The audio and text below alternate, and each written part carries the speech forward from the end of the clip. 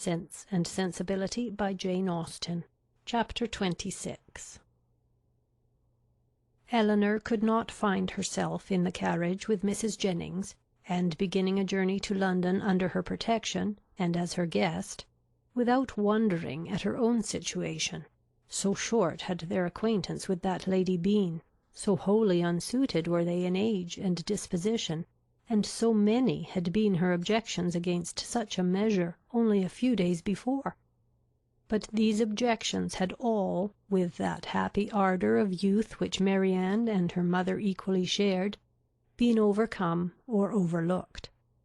And Elinor, in spite of every occasional doubt of Willoughby's constancy, could not witness the rapture of delightful expectation, which filled the whole soul and beamed in the eyes of Marianne, without feeling how blank was her own prospect, how cheerless her own state of mind in the comparison, and how gladly she would engage in the solicitude of Marianne's situation to have the same animating object in view, the same possibility of hope. A very short time, however, must now decide what Willoughby's intentions were. In all probability he was already in town.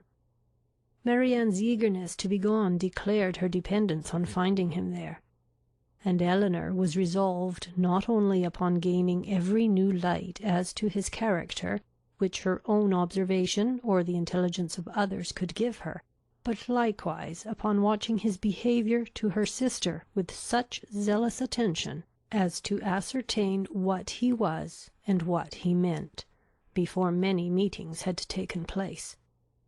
Should the result of her observations be unfavourable, she was determined, at all events, to open the eyes of her sister. Should it be otherwise, her exertions would be of a different nature. She must then learn to avoid every selfish comparison, and banish every regret which might lessen her satisfaction in the happiness of Marianne.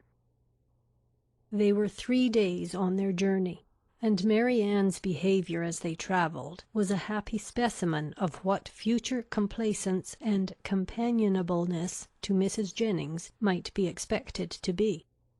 She sat in silence almost all the way, wrapped in her own meditations, and scarcely ever voluntarily speaking, except when any object of picturesque beauty within their view drew from her an exclamation of delight exclusively addressed to her sister.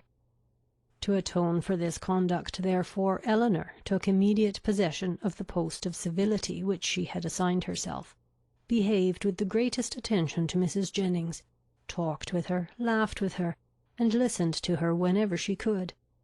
And Mrs. Jennings on her side treated them both with all possible kindness, was solicitous on every occasion for their ease and enjoyment, and only disturbed that she could not make them choose their own dinners at the inn, nor extort a confession of their preferring salmon to cod, or boiled fowls to veal cutlets. They reached town by 3 o'clock the 3rd day, glad to be released after such a journey from the confinement of a carriage, and ready to enjoy all the luxury of a good fire. The house was handsome, and handsomely fitted up, and the young ladies were immediately put in possession of a very comfortable apartment. It had formerly been Charlotte's, and over the mantelpiece still hung a landscape in coloured silks of her performance, in proof of her having spent 7 years at a great school in town to some effect. As dinner was not to be ready in less than 2 hours from their arrival, Elinor determined to employ the interval in writing to her mother, and sat down for that purpose. In a few moments Marianne did the same. "I am writing home, Marianne," said Elinor. "Had not you better defer your letter for a day or two?" "I am not going to write to my mother," replied Marianne hastily, and as if wishing to avoid any farther inquiry. Elinor said no more. It immediately struck her that she must then be writing to Willoughby, and the conclusion which as instantly followed was, that, however mysteriously they might wish to conduct the affair, they must be engaged. This conviction, though not entirely satisfactory, gave her pleasure, and she continued her letter with greater alacrity. Marianne's was finished in a very few minutes. In length it could be no more than a note. It was then folded up, sealed, and directed with eager rapidity. Elinor thought she could distinguish a large W in the direction, and no sooner was it complete than Marianne, ringing the bell, requested the footman who answered it to get that letter conveyed for her to the twopenny post. This decided the matter at once. Her spirits still continued very high, but there was a flutter in them which prevented their giving much pleasure to her sister, and this agitation increased as the evening drew on. She could scarcely eat any dinner, and when they afterwards returned to the drawing-room, seemed anxiously listening to the sound of every carriage. It was a great satisfaction to Elinor that Mrs. Jennings, by being much engaged in her own room, could see little of what was passing. The tea-things were brought in, and already had Marianne been disappointed more than once by a rap at a neighbouring door, when a loud one was suddenly heard, which could not be mistaken for one at any other house. Elinor felt secure of its announcing Willoughby's approach, and Marianne, starting up, moved towards the door. Everything was silent. This could not be borne many seconds. She opened the door, advanced a few steps towards the stairs, and after listening half a minute, returned into the room in all the agitation which a conviction of having heard him would naturally produce. In the ecstasy of her feelings at that instant, she could not help exclaiming, "Oh, Elinor, it is Willoughby, indeed it is!" and seemed almost ready to throw herself into his arms, when Colonel Brandon appeared. It was too great a shock to be borne with calmness, and she immediately left the room. Elinor was disappointed too, but at the same time her regard for Colonel Brandon ensured his welcome with her, and she felt particularly hurt that a man so partial to her sister should perceive that she experienced nothing but grief and disappointment in seeing him.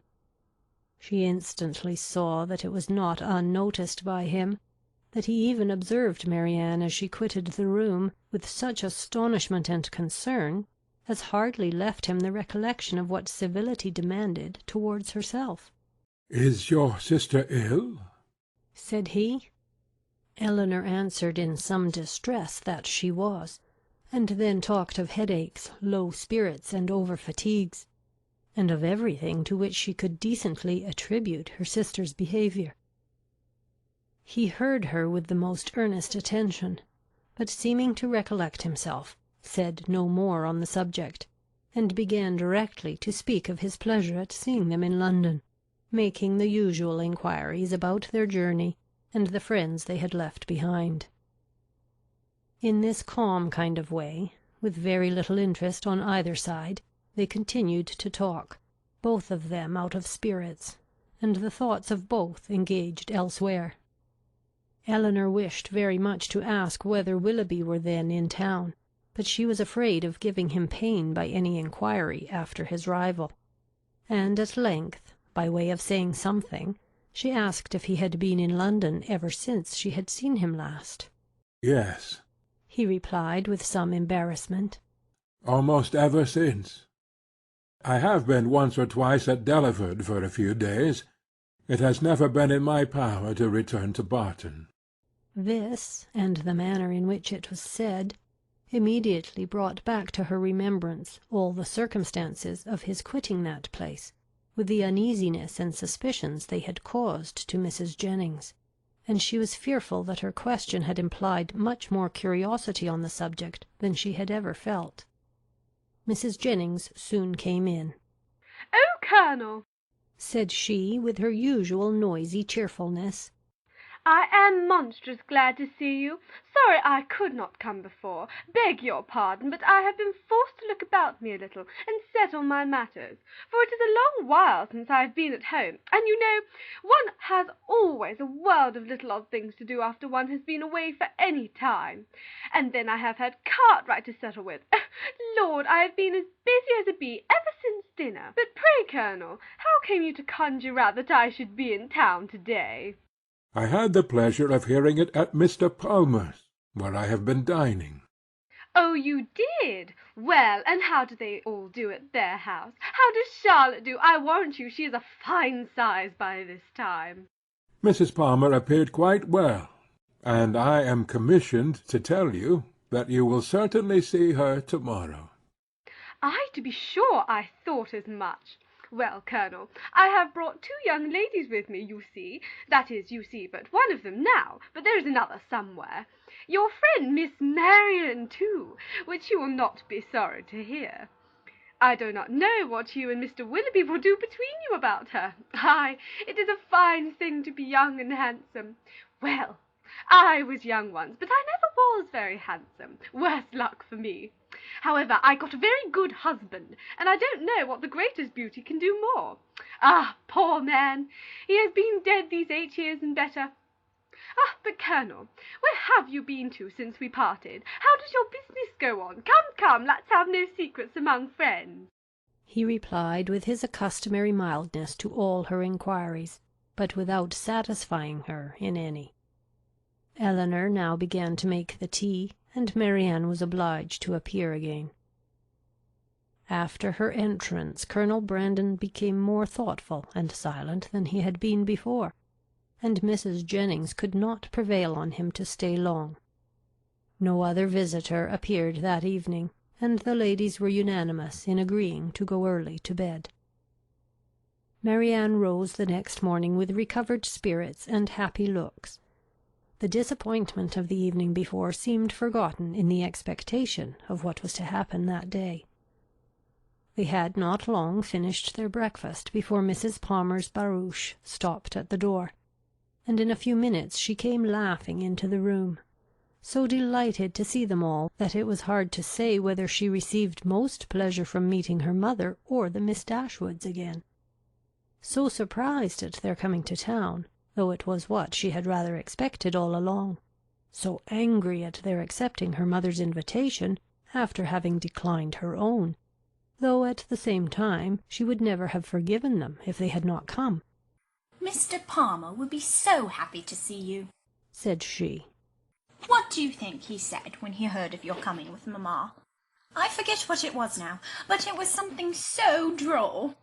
After an hour or two spent in what her mother called comfortable chat, or in other words, in every variety of inquiry concerning all their acquaintance on Mrs. Jennings's side, and in laughter without cause on Mrs. Palmer's, it was proposed by the latter that they should all accompany her to some shops where she had business that morning, to which Mrs. Jennings and Elinor readily consented, as having likewise some purchases to make themselves, and Marianne, though declining it at first, was induced to go likewise.